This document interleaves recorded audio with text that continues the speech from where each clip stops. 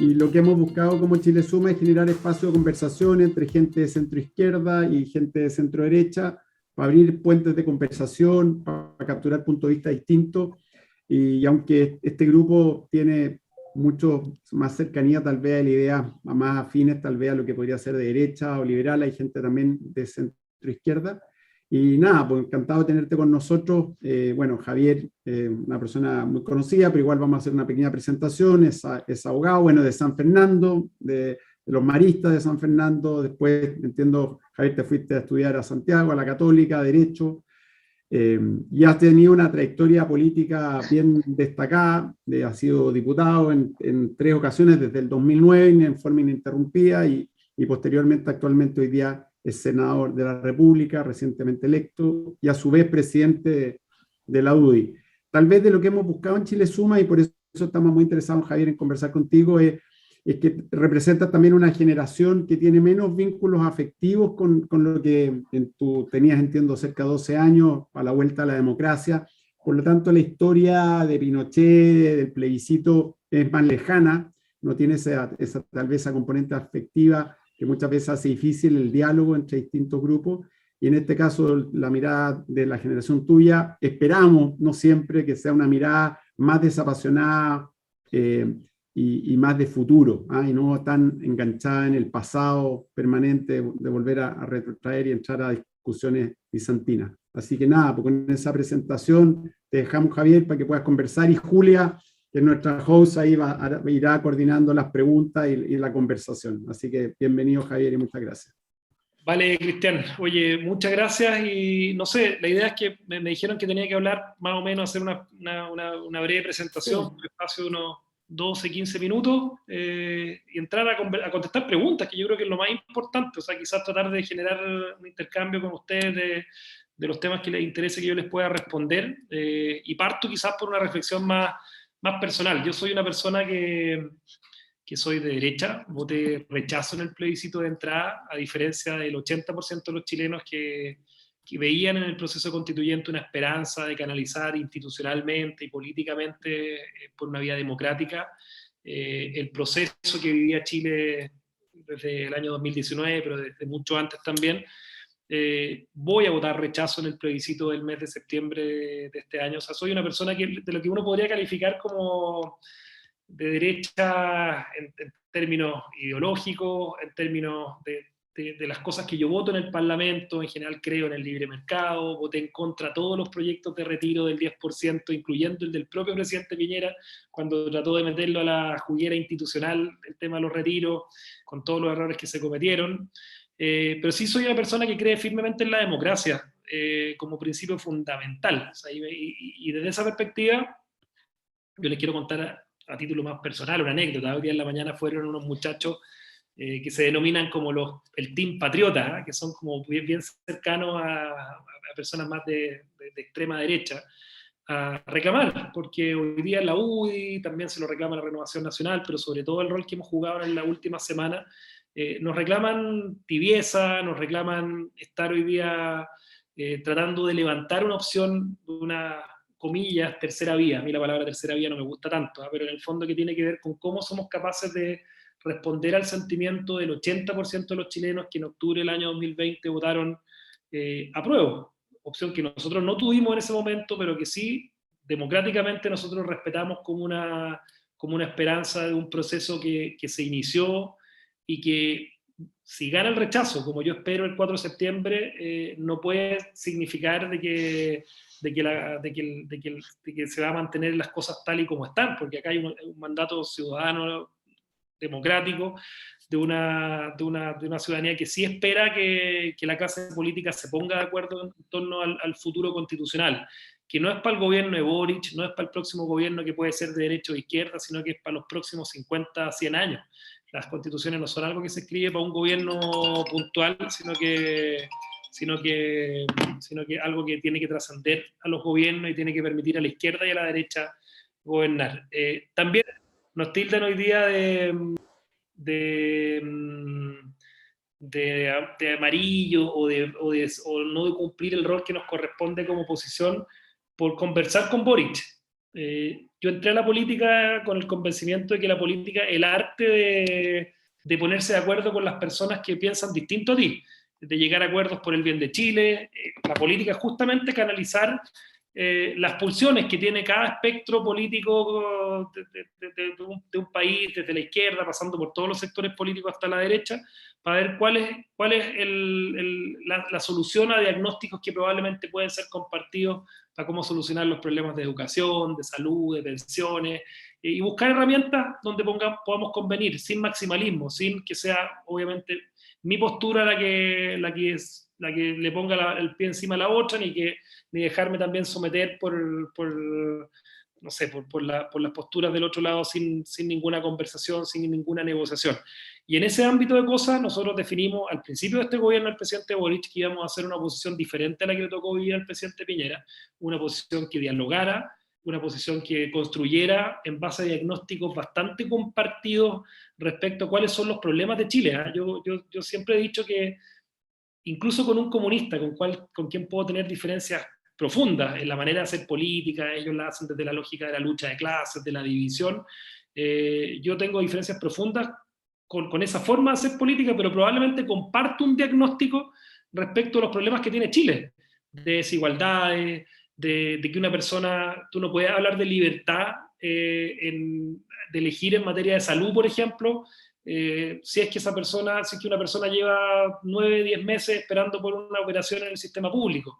Tú no puedes hablar de libertad en educación si es que una persona no tiene los recursos para financiarse una educación de calidad y termina en un colegio público donde la educación no es de calidad. Tenemos diagnósticos bastante similares respecto a cuáles son los problemas más importantes de Chile, las bajas pensiones, la situación de inseguridad y delincuencia, pero obviamente tenemos diferencias sustanciales con la izquierda, por supuesto, y con el gobierno del presidente Boric también, respecto a las herramientas que son mejores, y en términos comparados, en términos de la dimensión de lo que funciona en otras latitudes, en países a los que Chile pudiera aspirar a parecerse, de cuáles son las herramientas adecuadas para solucionar esos problemas. Pero el diagnóstico respecto a los problemas no debería ser tan diferente con personas con las que en las herramientas tenemos diferencias sustanciales, pero en el diagnóstico de cuáles son los problemas, creo que hay un principio de acuerdo para ir acercando posiciones, que es la base y es la esencia para mí de hacer política. Yo les resumo de que en mi rol de presidente de la UDI en los últimos meses he recibido críticas bien importantes de parte de mi propio sector, de calificarme como una persona que no está haciendo una real oposición, por no fiscalizar, por no presentar acusaciones constitucionales, o por no habernos sumado hace un par de semanas atrás una acusación constitucional contra una ministra del Interior que ha sido lejos la más mala ministra que ha tenido nuestro país en esa cartera en los últimos 30 años.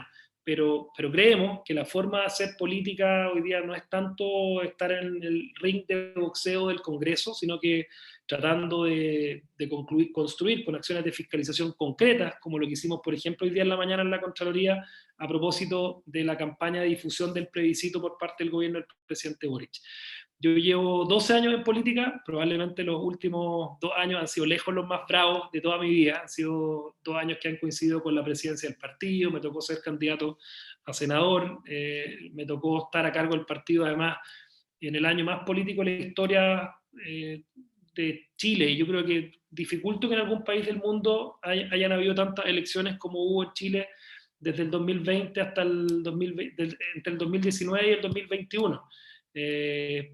Desde primarias, segundas vueltas, hasta de gobernadores, constituyentes, alcaldes, entre medio, elecciones suspendidas. O sea, tuvimos un huracán de elecciones que significó que los últimos 2 años hayan sido de un aprendizaje, ha pasado un huracán por la política. Y hoy día nos estamos enfrentando a lo que yo califico la madre, la calificó también el Partido Comunista, pero yo lo califico, no voy a ocupar los mismos conceptos, ellos dijeron la madre de todas las batallas, yo lo califico como la disputa política más importante de nuestras vidas, por lejos.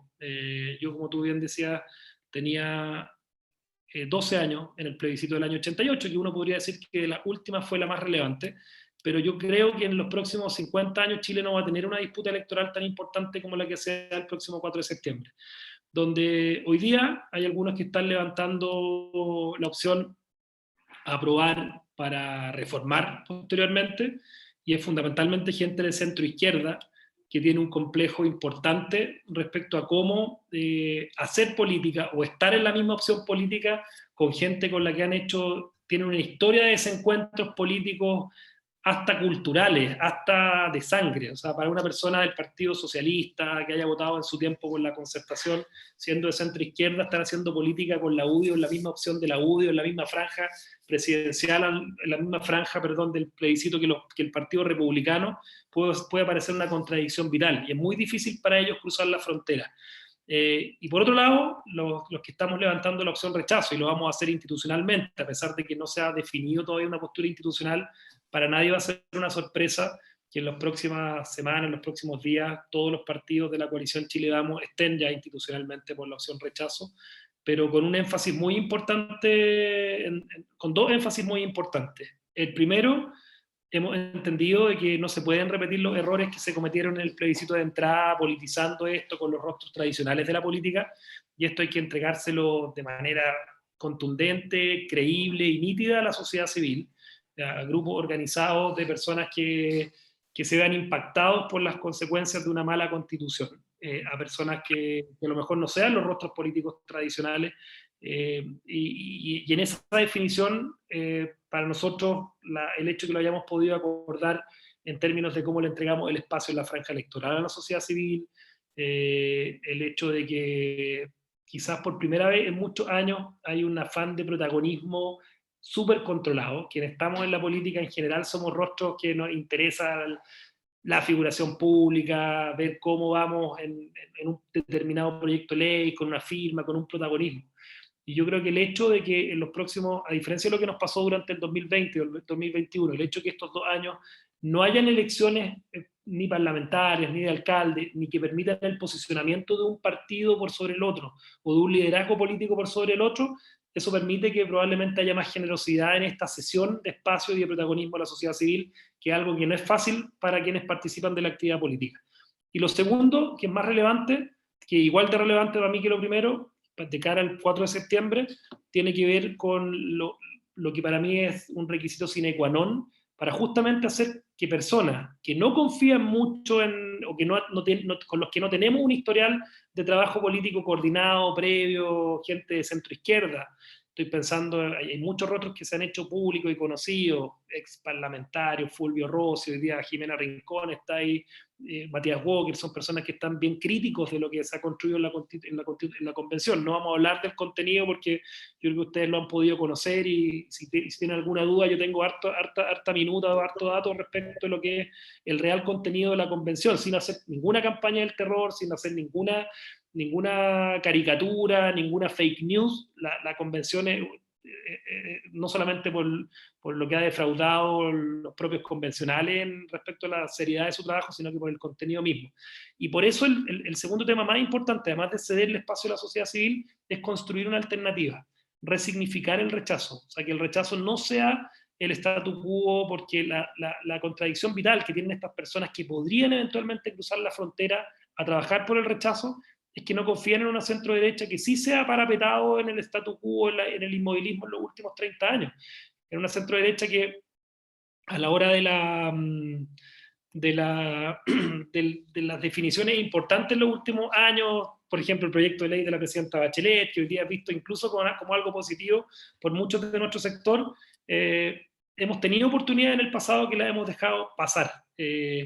Y creemos que tenemos que construir una confianza distinta con esas personas para que puedan cruzar la frontera, y en esta campaña, que no se debiera jugar en el clivaje tradicional de la izquierda contra la derecha, no se debiera jugar en la lógica del gobierno contra la oposición, puedan cruzar esa frontera, estar por el rechazo con la convicción, sí, de que hay una voluntad real de cambio constitucional hacia adelante, y eso tiene que ser creíble. Las confianzas no se declaran, las confianzas se tienen que traducir en gestos concretos, y nosotros hoy día, particularmente mi persona, estamos trabajando junto a otras personas más de centro izquierda y con otros de Chile Vamos, en la construcción de una alternativa, de un camino para que, en caso de ganar el rechazo el 4 de septiembre, no haya un inmovilismo, haya un proceso que continúa, no porque nosotros estemos convencidos de que haya sido lo mejor para Chile, sino porque de hecho estuvimos por el rechazo en el plebiscito de entrada, sino que fundamentalmente porque sabemos que hay una voluntad de un 80% de los chilenos que se expresó, que tenemos que canalizar,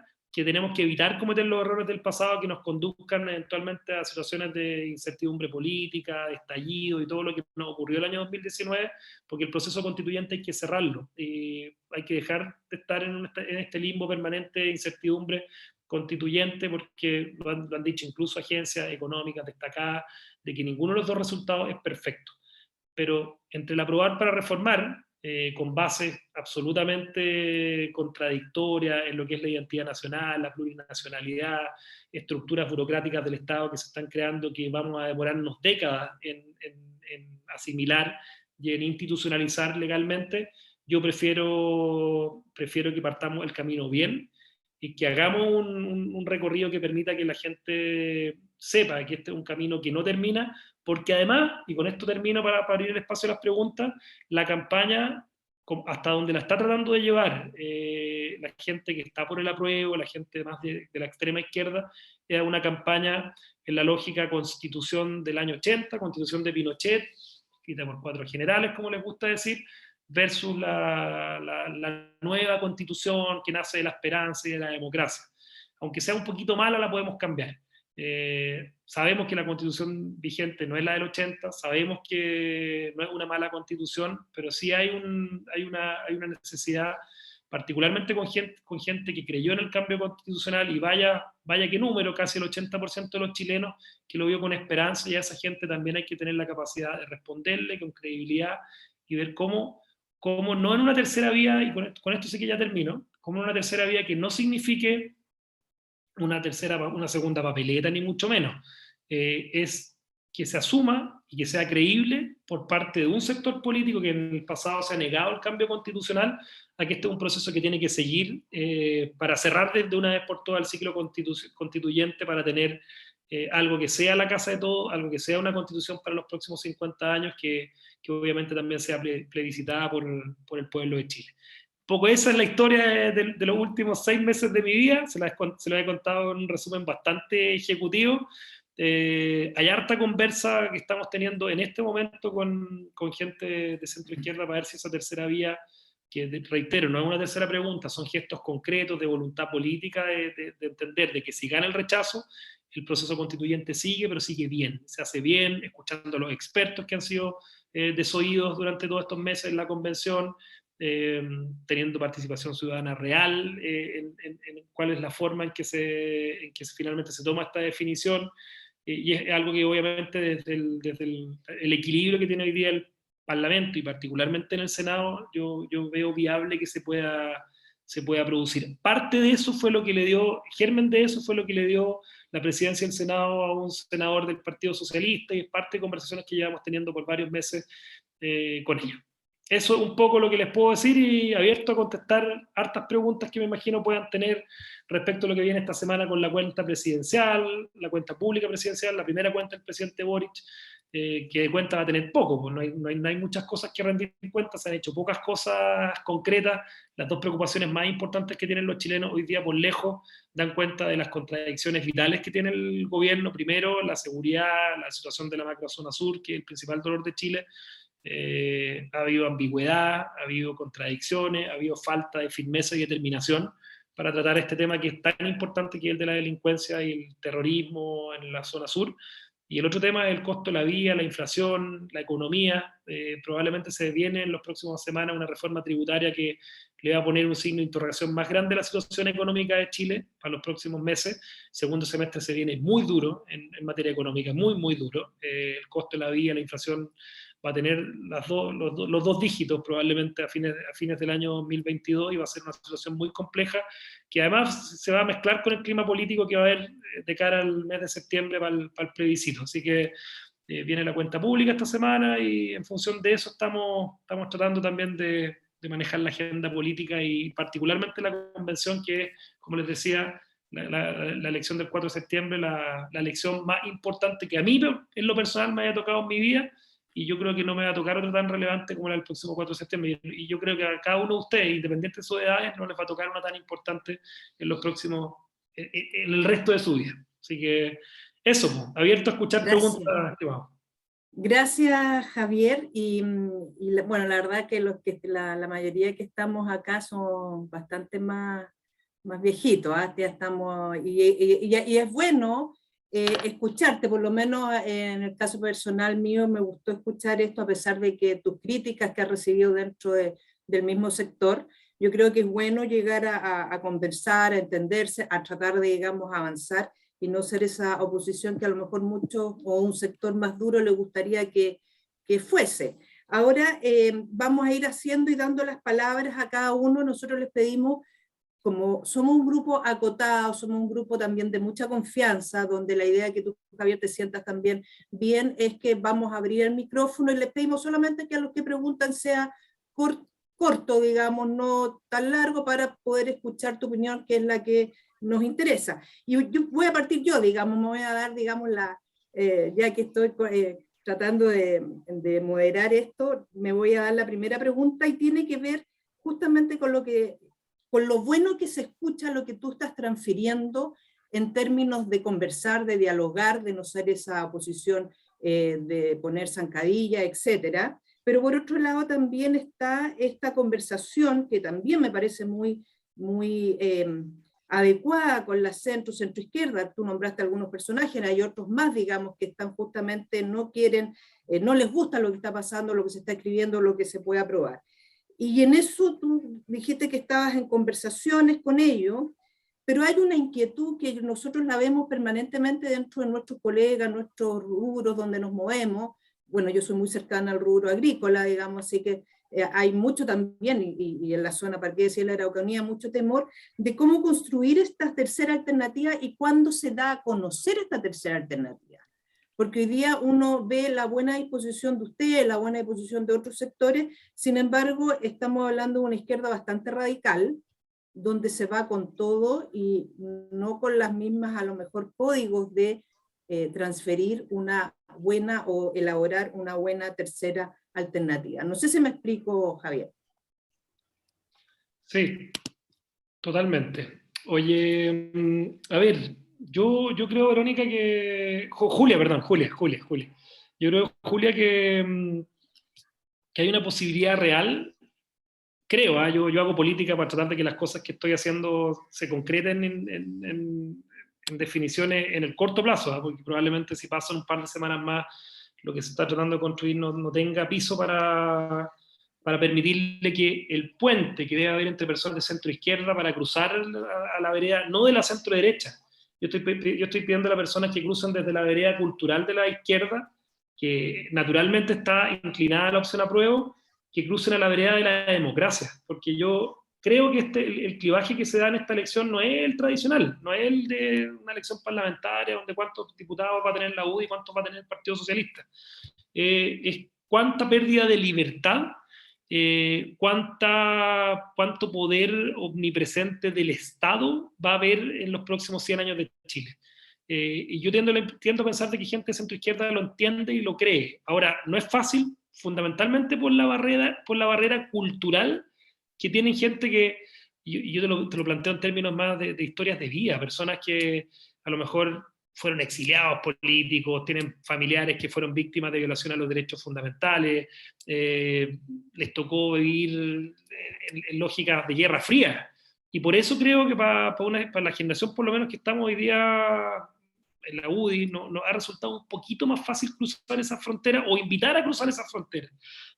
Porque nosotros no estamos cambiando mucho de opiniones. O sea, nosotros, y yo lo digo también en la reserva, nosotros no estamos pensando, o sea, nuestra mirada constitucional, nuestra mirada de democracia, obviamente es diferente a la que teníamos en la década del 80, donde yo no era parte de la política ni mucho menos, pero por ejemplo, cuando le pedimos a la izquierda hacer gestos respecto al tema de cómo manejar la violencia, de cómo no relativizar el tema de las situaciones de que en Chile no hay presos políticos, de que en Chile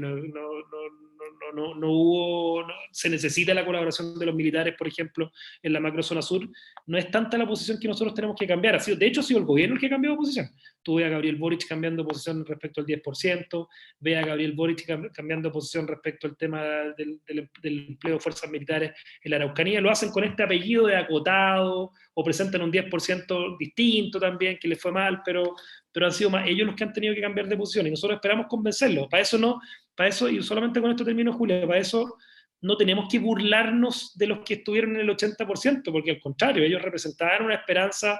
Yo podría decir, oye, usted, no sé, Joaquín Lavín, Pablo Longueira, qué sé yo, Carter de mi partido, que fueron personas que estuvieron por la prueba en el plebiscito de entrada, se equivocaron, lo hicieron mal, pero yo creo que ellos sí reflejaban una esperanza de que este proceso fuera distinto, de que este proceso, ellos tenían la esperanza de que este proceso fuera distinto. Yo no saco nada con ni burlarme ni decirle, oye, no debieran estar en este lugar. Yo al contrario, creo que son personas demasiado valiosas y probablemente incluso son más valiosas para esta etapa que los que estuvimos por el rechazo en el plebiscito de entrada. A lo mejor fuimos más pitonizos, fuimos más pesimistas, pero no se trata de decir estábamos en lo correcto nosotros y ustedes equivocados, o sea, muy por el contrario. Gracias, Javier. Le doy la palabra a Julio Caña. ¿Dónde está? Gracias. Ahí está. ¿Qué tal? ¿Cómo estás, Javier? Hola, Julio. Yo soy miembro del directorio de Chile Suma. Para nosotros es un gusto tenerte aquí y tener gente más joven que las que nosotros invitamos a nuestros primeros conversatorios. Personas muy interesantes, pero que seguramente tienen una más mala sintonía con lo que está pasando y con lo que está de alguna manera imponiéndose en este tiempo. Mi pregunta concreta se da, ¿cómo poder moderar, organizar un montón de fuerzas muy heterogéneas, que, digamos, de una rivalidad histórica muy fuerte, que hoy día parecen estar de acuerdo en un montón de cosas, pero que yo tengo el temor de que por cosas de piel, por cosas simplemente de no poder aparecer al lado de la derecha o viceversa, se podrían finalmente restar, omitir, como terminaron algunos de ellos hasta votando por Boric, simplemente porque era impresentable que ellos llamaran o dieran alguna señal en favor de Kast. Nosotros no podemos llegar al plebiscito de salida con una opción tan polarizada como la que hubo en la presidencial pasada, porque ya sabemos cuál va a ser el resultado. Entonces, ¿qué estrategia se está conversando, yo supongo, entre los partidos y entre los grupos más grandes para que esto se despersonalice y pueda llegar realmente a un movimiento más ciudadano, más conectado con la democracia, con la tradición que hemos tenido el último tiempo, que a cuestiones político-partidistas?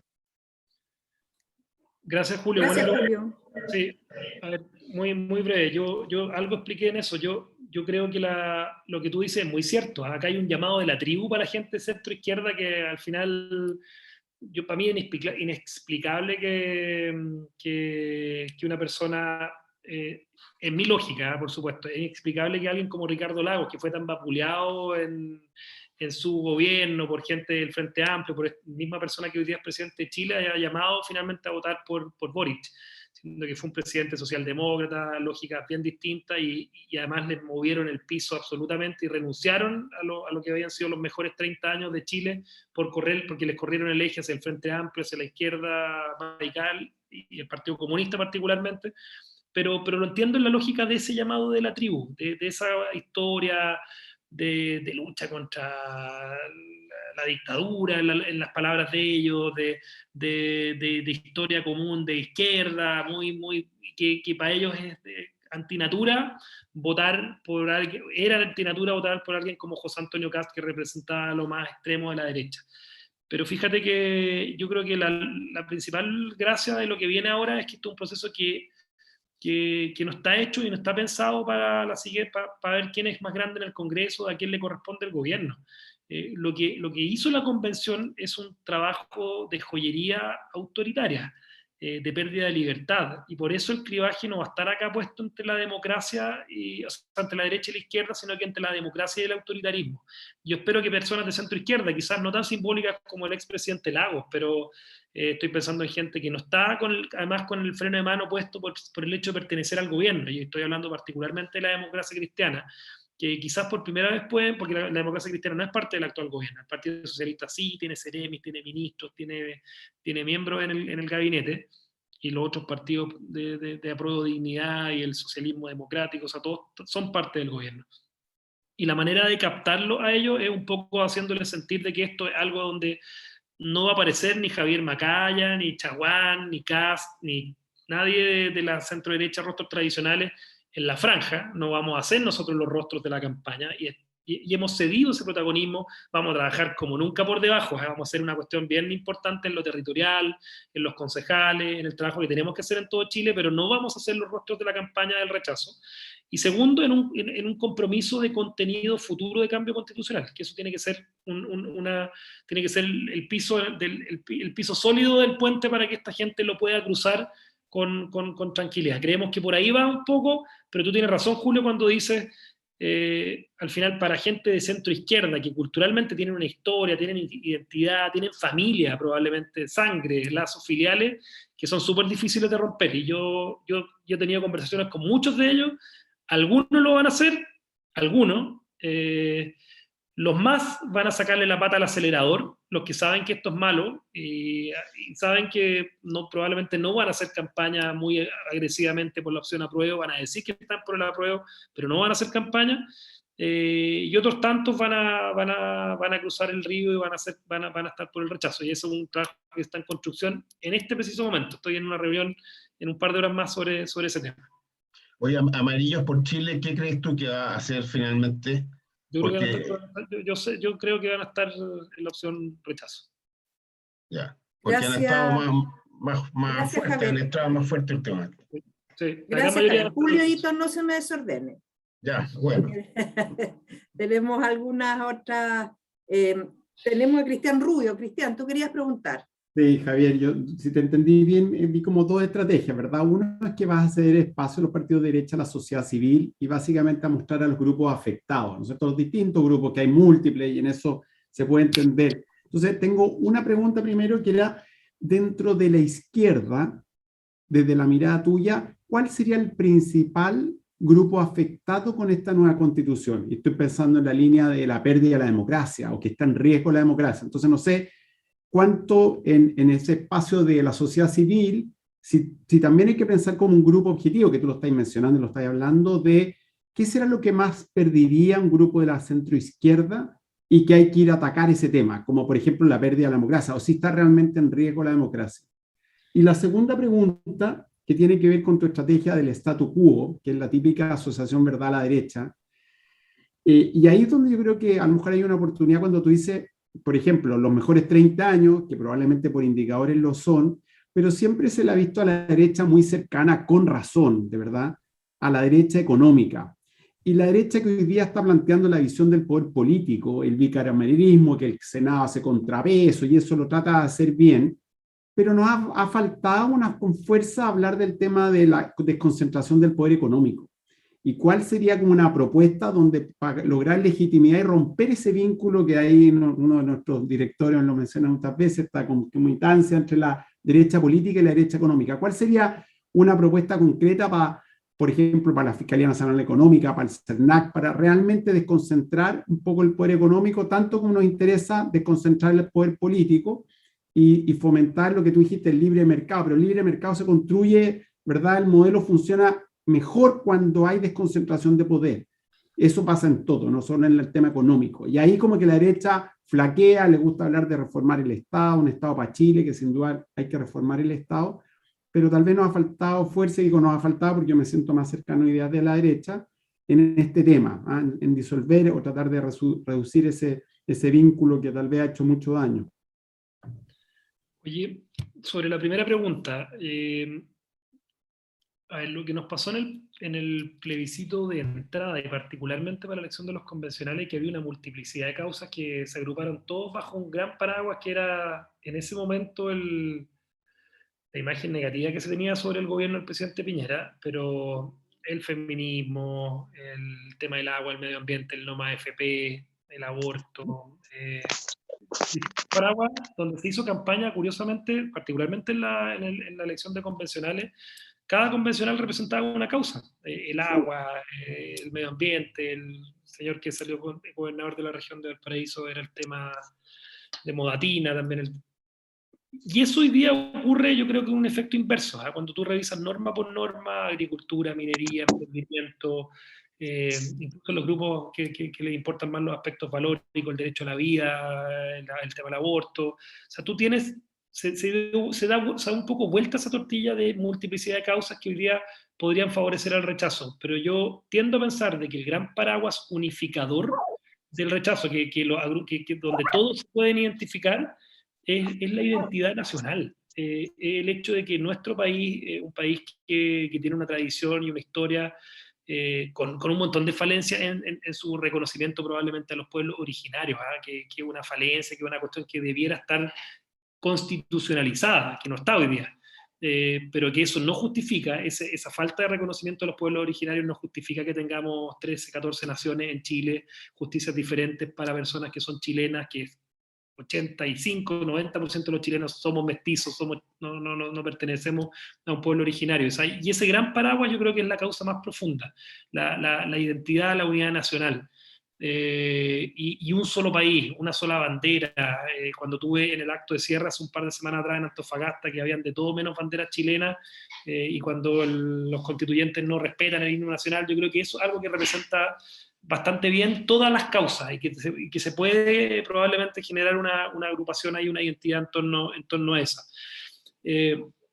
Respecto a qué hacemos para que nuestro país opere de verdad una economía de mercado abierta, competitiva, donde el emprendedor pueda competir de igual a igual con una persona que tiene una posición de mercado monopólica o de control, yo comparto contigo, es la gran falencia, y particularmente la derecha, que se ve bastante asociada y vinculada a grupos de poder oligopólico, ¿ya? O sea, y me parece que lo que hace la Constitución es todo lo contrario a aquello. Yo veo hoy día con pavor de que, a pesar de que dicen lo contrario, ¿eh? No sé si hay gente asociada a la actividad minera hoy día, pero dicen que esto pone en riesgo, la convención pone en riesgo la actividad minera, pero ellos se preocuparon de que la convención finalmente no tocara la posibilidad de tener actividad minera privada, donde las concesiones fueran parte del sistema. Veo que cada grupo ha tratado de alguna manera de ir viendo cómo salvan su propia posición, y eso es el statu quo, es lo más parecido a que grupos de poder económico traten de mantenerse generando riqueza como la han generado siempre, ¿sí? Con menos competencia, con menos impulso al emprendimiento, y yo creo que eso es más propio de la legislación, Cristian, que de la Constitución. Pero sí veo con pavor que la Constitución hoy día arma una burocracia que puede justamente generar que una empresa grande se instale en una zona donde pague patente o pague impuestos diferenciados en función de la atomización territorial que viene en el borrador de la Constitución, con zonas que van a tener alguna vinculación a un pueblo originario, que van a poder tener impuestos especiales, donde se va a disociar el concepto de unidad nacional, donde el Parlamento y el poder político en el Parlamento, que va a ser el que en la práctica tenga el poder total para controlar el poder judicial y el poder ejecutivo, pueda jugar en lógicas de control económico muy compleja a cómo funciona una economía abierta. Yo sé que tenemos una tarea pendiente y no la vamos a resolver en decirle rechazo a la Constitución. Yo creo que no la vamos a resolver solamente diciéndole rechazo a la Constitución y poniendo una alternativa inmediatamente sobre ese tema arriba de la mesa, pero es una discusión demasiado grande que justamente tiene que ver con el rol de los organismos antimonopolio, de la Fiscalía Nacional Económica, del CERNAC. Fíjate que la Convención en esto tiene algo bien potente que la Constitución. Me han preguntado qué cosas yo rescataría, por ejemplo, de la propuesta o el borrador de la Constitución. Viene con una cuestión muy potente en términos de la corrupción, que no la tiene la Constitución actual, que yo creo que es importante que la futura Carta Fundamental la contenga, que es una preocupación en términos de corrupción, porque muchas veces la línea es bastante delgada de un grupo de interés potente, y se ha visto en el pasado reciente en Chile, que no solamente tiene vínculos con el Ejecutivo, tiene vínculos con el Parlamento, con el poder político para hacer leyes a la medida. Yo creo que eso es parte de lo que tiene que estar establecido así como un principio importante de la Constitución, así como otras cosas que a mí me han preguntado de qué son buenas en el borrador de la Constitución, les puedo decir algunas, pero hay 2 o 3 que probablemente hay que tomarlas con fuerza para lo que venga en la propuesta constitucional después del 4 de septiembre. Gracias, Javier. Ahora le doy la palabra a Ángela. Ahí estás, Ángela. Hola Javier, un gusto. Hola, Ángela. Oye, mira, en lo personal y en este grupo hemos escuchado harto de la Constitución, cómo está quedando. De hecho, la semana pasada estuvimos con Francisco Rego, que nos hizo así una pasada por distintos temas. Y si uno mira, es como la Constitución del sí pero no. Derecho a la vivienda sí, pero nunca seré propietario. Salud, un deber del Estado, pero si lo implementamos en el mediano plazo, vamos todas las colas y más listas de espera y más muertos. Es la Constitución del sí pero no. Entonces, el tema del rechazo, un concepto negativo, y con el tema del terror nos ha ido pésimo. Entonces, yo te quería preguntar, ¿cuál es la oferta que tiene el rechazo a la gente? ¿Qué ofrecemos a la gente si esta Constitución no se aprueba?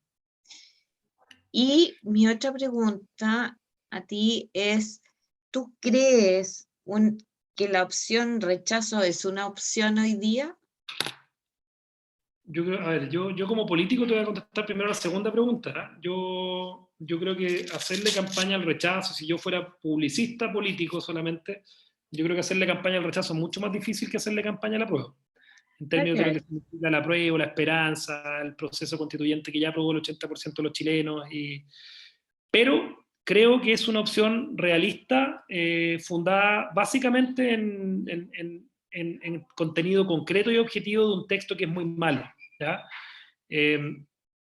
Y yo creo que la esperanza de nuestro sector tiene que nacer en comprometernos a cosas que en el pasado no hemos sido capaces de comprometernos. Y lo digo básicamente por mi sector político, en la construcción de un Estado social de derecho, que en las cuestiones básicas de la vida y de lo que puede proveer el estamento público, educación, salud, pensiones, seguridad, tengan una diferencia además significativa y cuantitativa con lo que puede proponer la izquierda en esta materia. O sea, yo no sé si tú te manejas el dato, Ángela, pero el Estado de Chile gasta más o menos 300.000 pesos por cada estudiante que está en la educación básica y media en Chile.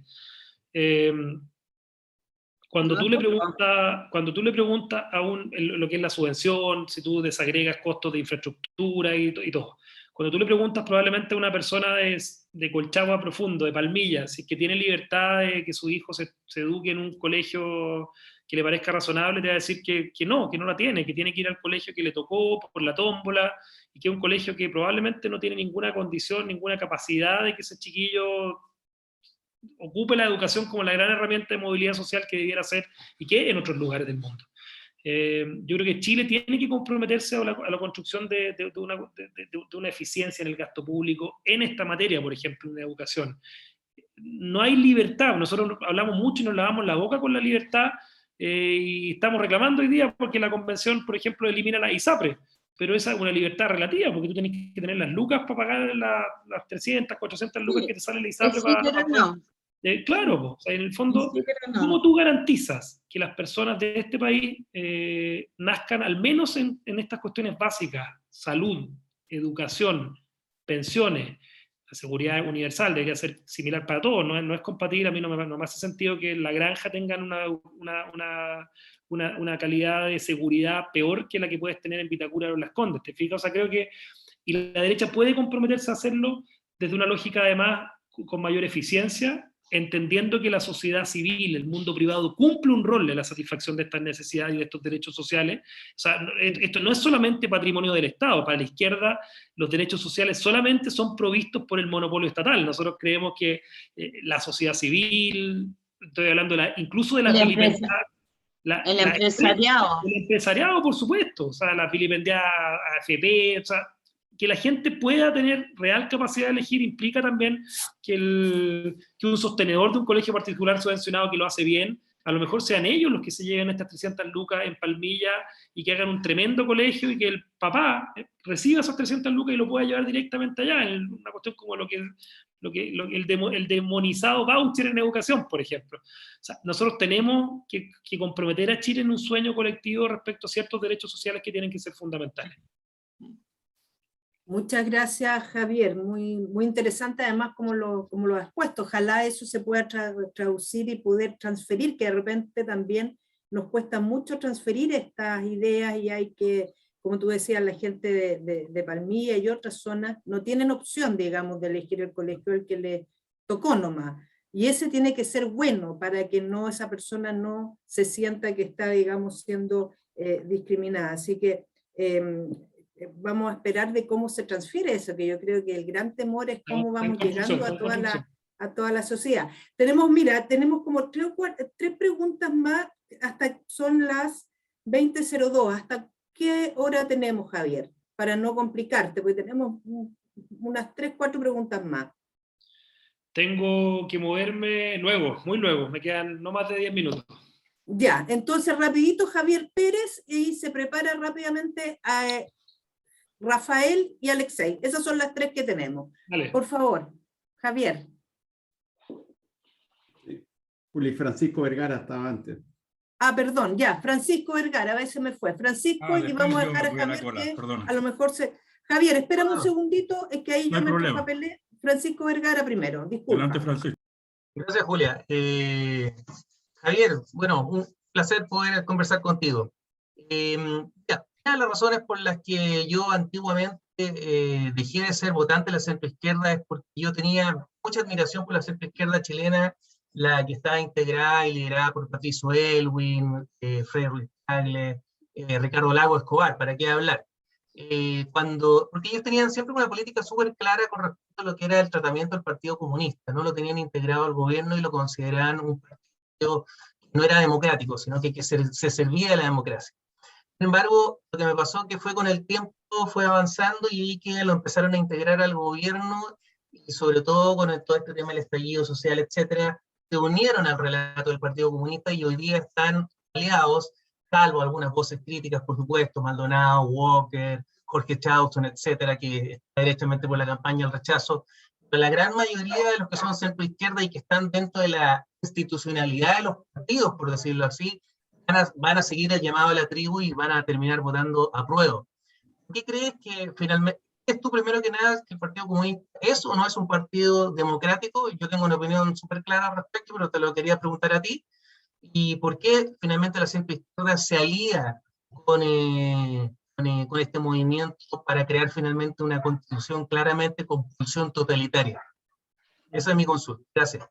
Oye, muy breve, Francisco, no es un partido democrático y creo que han dado demostraciones, no fueron parte del acuerdo del 15 de noviembre del año 2019, propiciaron un clima de violencia y está establecido así en sus encuentros programáticos y en sus consejos generales de que la violencia es una vía para proponer cambios sociales profundos. Lo hicieron de esa manera, es parte de lo que es el ADN disciplinado y militante del Partido Comunista. Yo no creo que sea un partido democrático. Y yo lamentablemente creo que el Partido Comunista, y con la irrupción del Frente Amplio, estas figuras jóvenes, nuevas, entre ellos el presidente de la República actual, les movieron el cerco, hicieron que la centroizquierda, personas que tú me mencionas y todos los que fueron parte de esos gobiernos, de alguna manera sintieran vergüenza de lo que fueron los 30 mejores años de Chile, vergüenza de haber sido un país que pasó de un 40 a un 9% de porcentaje de la población en pobreza, de un país que tuvo la capacidad de avanzar en materia de infraestructura, en materia de desarrollo económico, integración en la economía chilena al mundo, etcétera, etcétera, pero sintieron este complejo porque hay efectivamente desigualdades y situaciones de las que Chile tiene mucho que avergonzarse, pero eso no significa que te avergüences y veas solamente el vaso vacío de lo que fueron los últimos 30 años. Yo creo que fueron muy eficientes culturalmente, particularmente los sectores más extremos de izquierda, el Partido Comunista, y con la irrupción de este nuevo fuerza política, el Frente Amplio, que hizo que los padres de la democracia chilena, de la centroizquierda particularmente, las personas que tú me mencionas, se sintieran avergonzados, y con una presidenta de la República en su segundo mandato, la presidenta Bachelet, que le abrió las puertas de par en par y los validó y fue parte de la construcción de este eje. Ella probablemente, a diferencia de sus antecesores, Michelle Bachelet, ella tenía un ADN bastante más inclinado hacia lo que es la extrema izquierda, y es la razón por la cual ella le abre las puertas a su gobierno, lo invita a formar parte, y ella fue también, de alguna manera, la persona que más validó y le dio espacio a la gente del Frente Amplio para que irrumpiera en política por allá por el año 2010. 2018. Gracias, Javier. Ahora le voy a pedir a Javier que haga su pregunta, después a Rafa que haga su consulta y a Alexei que haga su consulta, y así a lo mejor la engloba Javier, eso. Y bien. Eso más para aprovechar el tiempo. Javier. Vale. Hola, gracias Julia. Aprovecho de saludar a Javier y a todos los que están ahí. Yo soy medio tímido, así que qué bueno que no se ve la cámara, digamos, ¿no? Pero bueno, Javier, lo que me pasa a mí es que, escuchando hace una semana atrás, por el lado de la derecha se le propuso una tercera vía, o cuál sería la alternativa si es que ganaba el rechazo. No obstante, el gobierno cerró la puerta a eso de frentón.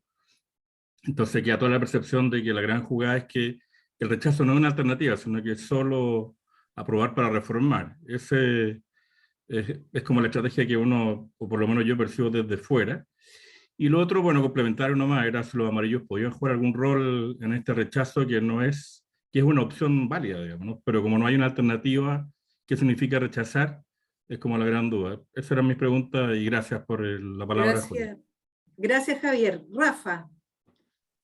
Sí, hola Javier, muchas gracias. Muy corto, tengo dos comentarios muy cortitos. Lo primero, ya pasó en el pasado. ¿Qué están pensando ustedes si el gobierno lo saca al pizarrón como sacaron a Lavín cuando sacaron a la derecha el pizarrón para una reforma laboral que la derecha votó en contra, y eso significó el desastre? Porque si ven de que el rechazo va aumentando, los van a sacar al pizarrón, está claro eso. Y lo segundo es si están pensando en una campaña del rechazo por ustedes por detrás, pero con gente que hable una épica, es decir, como decía un amigo mío que está por aquí también, puro Word y cero Excel, es decir, no hablemos de que esto nos va a traer 4 puntos menos de crecimiento y ese tipo de cosas, sino que épica. Ellos, del otro lado, yo voté a prueba, en la primera, han sido los genios de mandar mensajes que se han transformado en temas que no eran temas, la Constitución, la AFP, etcétera, etcétera, etcétera. Entonces si puedo cooperar con algo, decir más épica, más Word, cero Excel. Gracias. Gracias, Rafa. Alexei, la última pregunta. Hola, Javier. Buenas noches, muchas gracias por venir a Chile Suma. Tengo 3 preguntas, una sola, tú aquí puedes elegir lo que quieras respondernos. Pero mi pregunta, algo de esto la he respondido durante la noche, es ¿cuál es tu visión? Hemos hablado mucho del apruebo, del rechazo, de una especie de como reacción a lo que hace gente que comparte otra idea. Pero ¿cuál es nuestro plan? ¿Cuál es tu plan en realidad? Un cambio real para Chile enfrentado a un siglo que parece que nosotros nos tuvieron una reflexión eterna, interna en este país, pero hay un montón de cambios súper profundos que se van a dar en este siglo, se están dando, y Chile se está cuestionando muchas cosas que son muy básicas. Entonces, ¿cuál es el plan para cambiar Chile en el mediano plazo? ¿Cómo se renuevan los valores culturales y el diálogo que sea reconstructivo? No un diálogo ahí como de partido de fútbol. Y cómo se genera un liderazgo real en la restauración de las redes de la sociedad civil, en el terreno. Porque son los ciudadanos los que tienen que enfrentar y dar respuesta efectiva a la deconstrucción, al interseccionalismo, a la violencia política, para poder emprender económica, social o culturalmente de forma regenerativa en Chile. Es una pregunta de visión. Gracias, Javier. Alexei. Oye, ya, voy con las 3. Javier, efectivamente el portazo que nos da el gobierno a la tercera vía es algo que es planificado, porque la estrategia del gobierno y de los que están por el apruebo es que esto sea binario entre la constitución de Pinochet y esta nueva constitución que nace en democracia, de la esperanza. Y ese portazo que nos dan, yo creo que va a tener una respuesta en el Parlamento. Independiente que el gobierno no quiera, el gobierno es colegislador. Nosotros somos legisladores y podemos efectivamente desde el Congreso tratar de impulsar algo como esto. Yo escuché a Álvaro Elizalde decir, bueno, si hay una reforma en este sentido que la presenten, y yo tengo esperanza en que algo como el tema, por ejemplo, los quórums, para abrir la discusión y ponerse en el escenario del rechazo post 4 de septiembre es parte de lo que uno puede construir. Y sobre los amarillos, sí, yo creo que tienen que cumplir un rol. Yo creo que hay gente que debiera tener un espacio en la franja, incluso gente que, ojalá, o sea, yo siempre he dicho que tiene que ser sociedad civil sin políticos, pero si hay políticos, ojalá sean de centro izquierda. Y eso muestra un poco la voluntad y la generosidad que tenemos de que esta cuestión se construya con algo que tenga reales opciones de ganar, a pesar de lo difícil que está, pero yo creo que vamos a ganar. A Rafa, ¿qué estamos viendo si nos sacan el pizarrón? Yo creo que nos van a sacar el pizarrón en los próximos meses. En los próximos 3 meses vamos a tener el impuesto a los súper ricos, vamos a tener las 40 horas, vamos a tener todo lo que tenga olor a lucha de clases del siglo XXI, todo lo que sea en la dinámica odio, ricos contra pobres, chilenos contra indígenas, mujeres contra hombres, pro vida contra abortistas. Va a haber esa lógica, va a haber esa dinámica permanentemente, y creo que la clave es no pisar palitos y ser inteligente. Muchas veces somos demasiado viscerales los que estamos en la política, y a la primera de provocaciones del frente sacamos declaraciones o cometemos errores. Tú recuerdas bien lo que le costó la elección a Joaquín Lavín en el año 2005, que fue justamente por 30.000 votos que la perdió contra Ricardo Lagos, una reforma laboral que probablemente se pudo haber concebido, se pudo haber votado, se pudo haber postergado, se pudo haber sido un poquito más estratégico. Creo que, por ejemplo, hoy día el tema de las 40 horas es algo que habrá que ver cómo se le mete un poquito de no sé, de suspensión en el tiempo, no sé, siempre se puede en el Congreso poner la anestesia a las discusiones, y es parte de lo que obviamente hay que actuar con menos afán de protagonismo y menos tener la respuesta inmediata a todos los temas que te plantean desde la izquierda. Y Alexei, yo creo que tú tienes un punto en cuando nosotros necesitamos tener un plan que tengamos una constitución política de la República que trascienda justamente al gobierno de Boric, o si después viene el gobierno de alguien de derecha, y así sucesivamente. Yo creo que el plan es entender de que estamos en el siglo XXI, donde las discusiones, por ejemplo, respecto al mercado laboral, donde, no sé, en 40 años los trabajos que hoy día conocemos ya no van a existir, o la mitad por lo menos ya no va a existir, donde la revolución industrial, fíjate que esto es de las pocas cosas que la Constitución toca hoy día. La nueva Constitución hay que recogerla, el desarrollo de lo digital, lo importante que son estos aparatitos hoy día para trabajar, para coexistir con el mundo, donde uno puede trabajar en tiempo real con Hong Kong estando en Chiloé. Yo creo que nuestra mirada de una provisión de derechos sociales, de cómo lo compatibilizas con el ocio, de cómo lo compatibilizas con la necesidad de generar una mirada, por ejemplo, lo que es el ingreso mínimo, incluso sin trabajar. Son discusiones de verdad súper contemporáneas que están ocurriendo hoy día, por ejemplo, en los países nórdicos.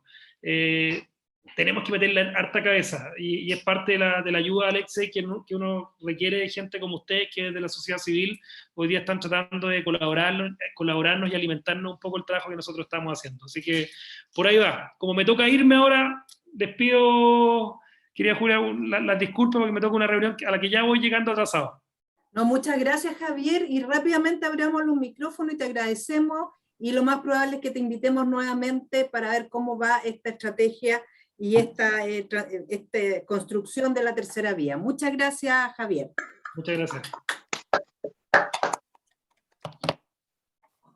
Vale, me desconecto. Muchas gracias, que les vaya muy bien. Gracias. Gracias, adiós. Chao, chao.